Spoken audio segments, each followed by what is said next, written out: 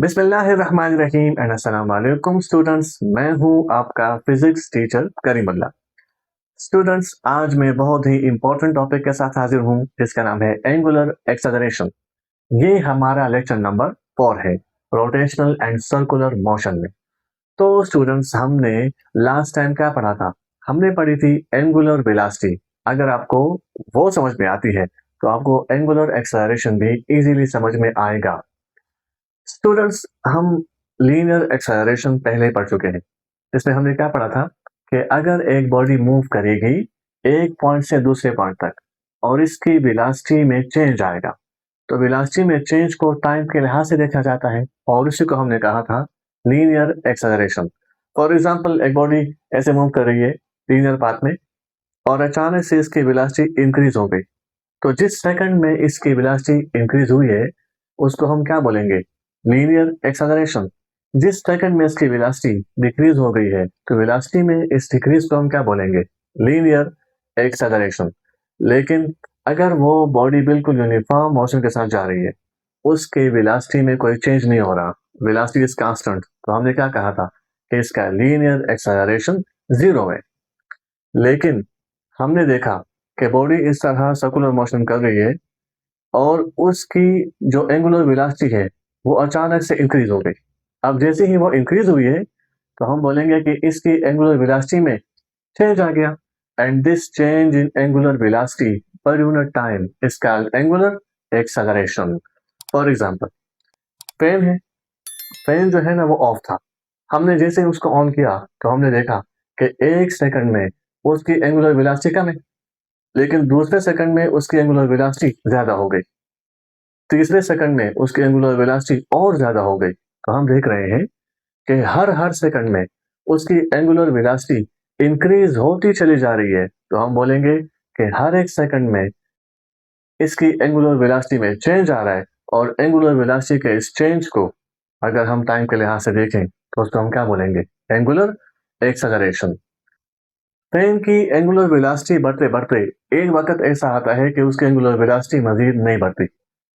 तो जब angular velocity नहीं बढ़ती तो उसमें चेंज नहीं आ रहा, जब उसमें चेंज नहीं आ रहा तो हम बोलेंगे कि इस वक्त इसमें एंगुलर एक्सेलरेशन 0 है। दूसरी बात ये कि जब भी कोई रोटेशनल मोशन होता है और उसमें एंगुलर वेलोसिटी चेंज नहीं होती, एंगुलर वेलोसिटी का चेंज 0 होता है, तो हम बोलेंगे कि इस तरह का rotational motion uniform rotational motion, या अगर वो सर्कल में है तो यूनिफॉर्म सर्कुलर मोशन कहलाता है। लेकिन अगर इस तरह हो कि सर्कल में मूव होने वाली बॉडी की एंगुलर वेलोसिटी हर एक सेकंड में चेंज हो रही है, तो उसमें क्या पैदा हो रहा है? Angular acceleration. तो हम बोलेंगे कि ये वाला circular motion non uniform circular motion है। तो नॉन यूनिफॉर्म सर्कुलर मोशन में एंगुलर एक्सेलरेशन होता है, जबकि यूनिफॉर्म सर्कुलर मोशन में एंगुलर एक्सेलरेशन 0 होता है। टाइम के लिहाज से एंगुलर वेलोसिटी का चेंज हो जाना एंगुलर एक्सेलरेशन कहलाता है। तो the rate of change of angular velocity is called angular acceleration. Angular acceleration का अपना सिंबल है और इसको हम बोलेंगे alpha, denoted by alpha. It is a vector physical quantity. Vector है, इसके डायरेक्शन भी है और इसके डायरेक्शन पे हम बाद में बात करेंगे। फार्मूला क्या है? तो फार्मूला में हमने लिखा है alpha is equal to change in angular velocity divide by change in time.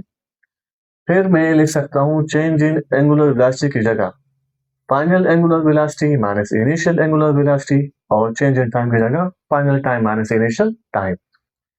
Unit क्या होगा? तो यूनिट पर बात कर लेते हैं। जैसे alpha is equal to omega divide by T, यानी इसका फार्मूला हमने लिखा। अब ओमेगा का यूनिट क्या है?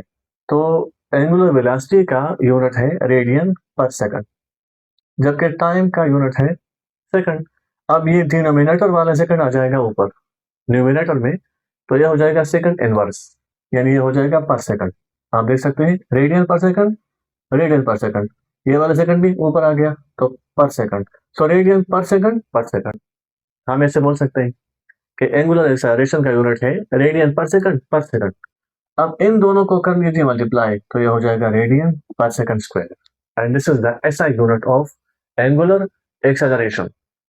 अगर हम इसके डायमेंशन की बात करें तो डायमेंशन के लिए भी हमें इसका फार्मूला आना चाहिए, इसके यूनिट्स आने चाहिए।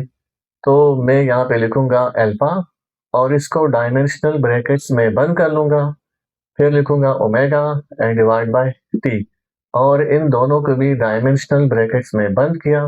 तो अल्फा इज इक्वल टू, अब देखिए हमने लास्ट टाइम पढ़ा था कि ओमेगा यानी एंगुलर वेलोसिटी, इसकी डायमेंशन क्या थी? इसकी डायमेंशन थी m power 0 l power 0 t power -1, ये इसकी डायमेंशन थी। तो मैंने इसकी डायमेंशन लिखी अलग से और डिवाइड बाय टाइम की डायमेंशन इस कैपिटल T। T को मैं ऊपर लेके जाऊंगा तो ये हो जाएगा, so this is the dimension of angular acceleration, m power 0 l power 0 t power -2। अब स्टूडेंट्स बात ये है कि बॉडी जो है ना सर्कल में सर्कुलर मोशन कर रही है, ठीक है। ज़रा समझते हैं एंगुलर एक्सेलरेशन को मजीद। अब ए से बी तक जब ये बॉडी मूव हुई है तो कुछ खास डिस्प्लेसमेंट कवर हुआ है। कौन सा डिस्प्लेसमेंट? Angular displacement. तो ये हो गया आपका थीटा इनिशियल। अब ए से बी तक चूंकि डिस्प्लेसमेंट में चेंज आया है टाइम के लिहाज से, so this is initial angular velocity. Initial angular displacement में जो टाइम के लिहाज से चेंज आया है उसको हम क्या बोलेंगे? Initial angular velocity. फिर ए से सी तक जब बॉडी मूव हुई है तो मैं कहूंगा कि यहाँ पे एंगल में जो चेंज आया है this is theta final.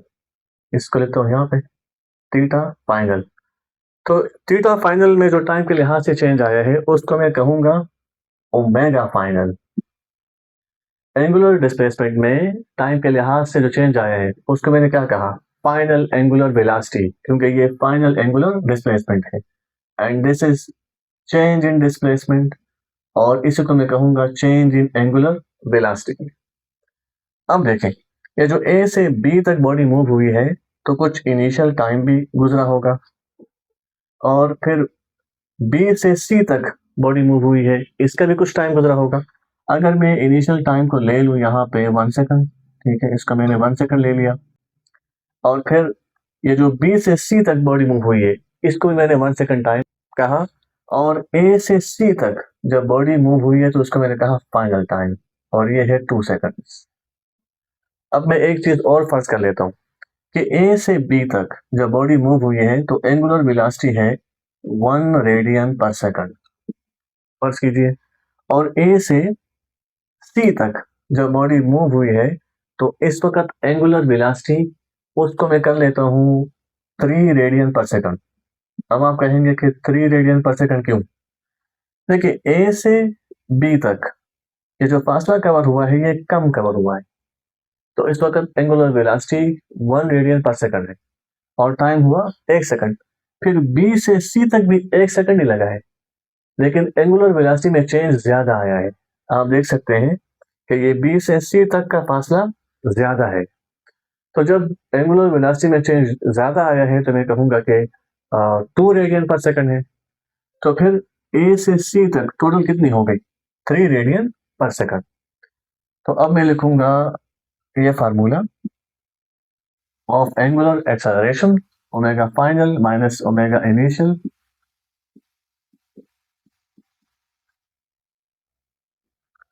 Omega final कितना है, यानी फाइनल एंगुलर वेलोसिटी कितनी है?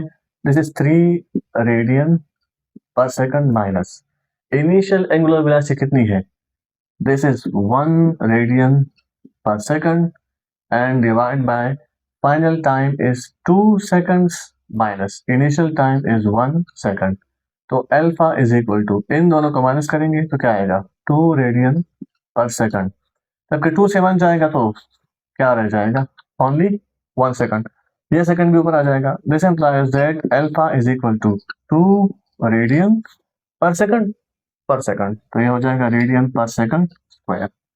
तो ए से लेकर सी तक जब बॉडी मूव हुई है तो एंगुलर एक्सेलरेशन पैदा हुआ है, और वो कितना है? 2 रेडियन पर सेकंड स्क्वायर, और ये एंगुलर वेलोसिटी में चेंज के नतीजे में पैदा हुआ है।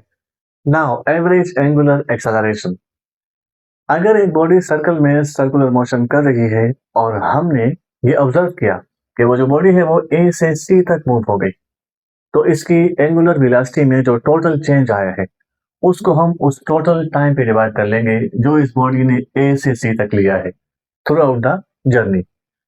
सो average angular acceleration is equal to total change in angular velocity divide by total time. तो ये इसका फार्मूला हो गया, change in omega divide by change in T.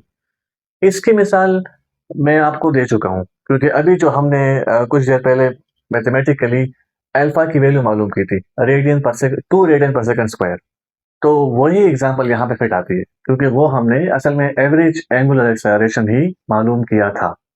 इसमें हमने टोटल एंगुलर वेलोसिटी मालूम की थी और उसको फिर टोटल टाइम पे डिवाइड कर लिया था। अब बात करते हैं इंस्टेंटेनियस एंगुलर एक्सेलरेशन की। इसके लिए हमें करना क्या होगा, एंगुलर वेलोसिटी में चेंज देखना होगा, लेकिन बहुत स्मॉल टाइम में, in a very short interval of time हम एंगुलर वेलोसिटी में चेंज देख लेंगे और उसे हम मालूम कर लेंगे instantaneous angular acceleration. For example point A से पॉइंट बी तक बॉडी गई है, देखिए ये बहुत ही शॉर्ट पाथ है जिसमें एंगुलर वेलोसिटी चेंज हुई है और यहाँ पे टाइम भी बहुत ज्यादा शॉर्ट लिया गया है। कितना शॉर्ट कि वो बिल्कुल अप्रोच टू जीरो हो रहा है, जीरो है नहीं, जीरो के करीब करीब है। तो इससे हमें बहुत कम टाइम में बहुत कम एंगुलर वेलोसिटी का चेंज मालूम हो जाएगा, जिससे हम इंस्टेंटेनियस एंगुलर एक्सेलरेशन मालूम कर लेंगे। So the angular acceleration of a body at any instant of time is called instantaneous angular acceleration. So alpha instantaneous is equal to limit delta t approach to zero delta omega divided by delta t।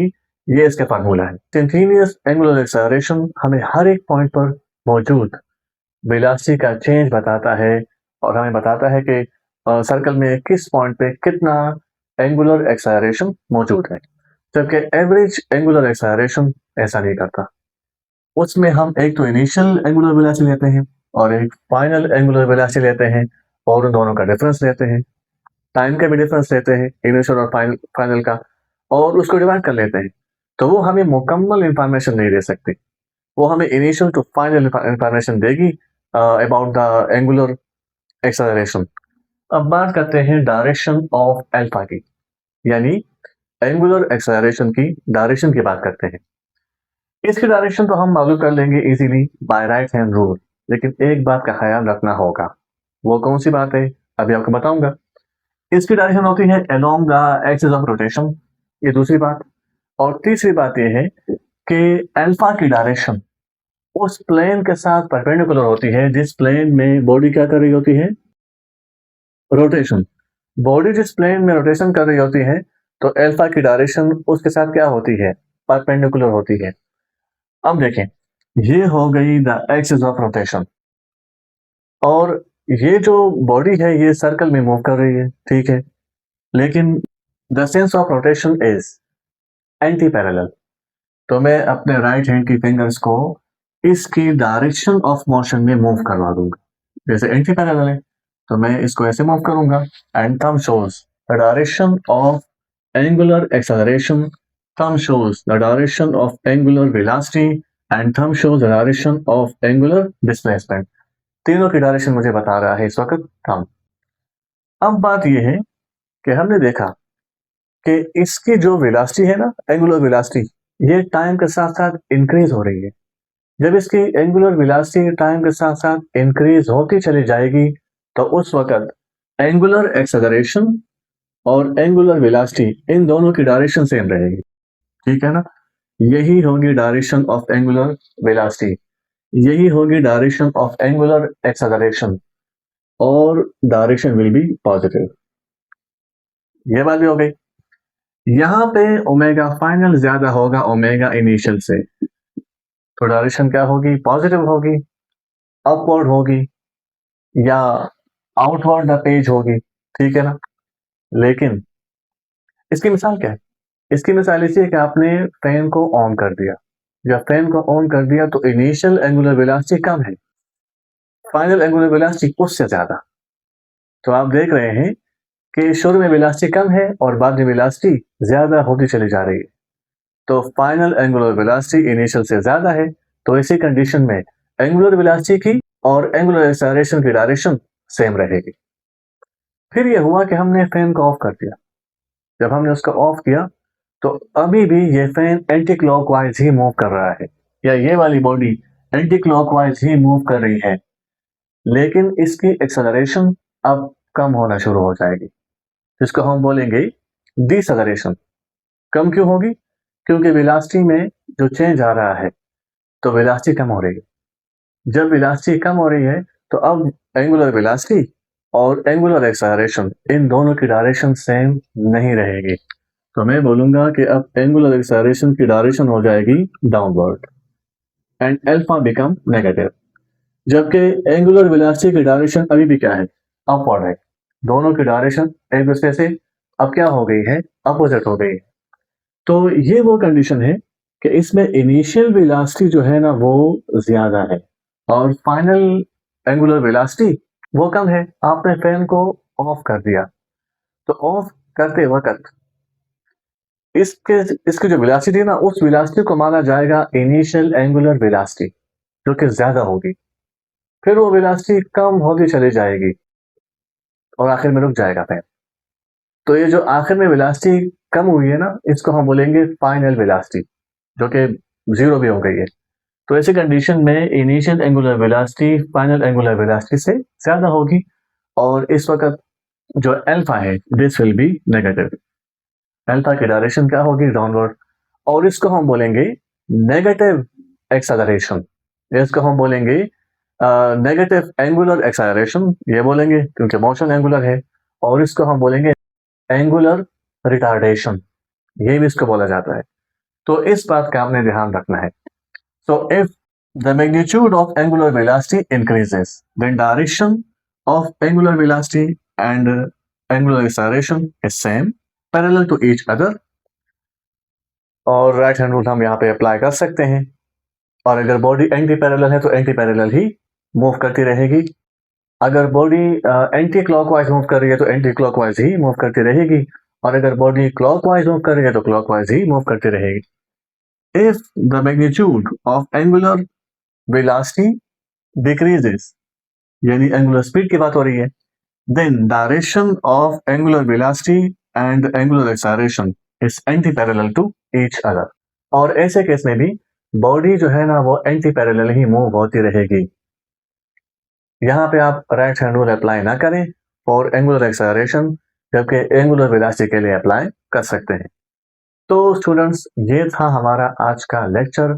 इंशाल्लाह next lecture में आपसे मुलाकात होगी। तब तक के लिए इजाजत दीजिए। अल्लाह हाफिज।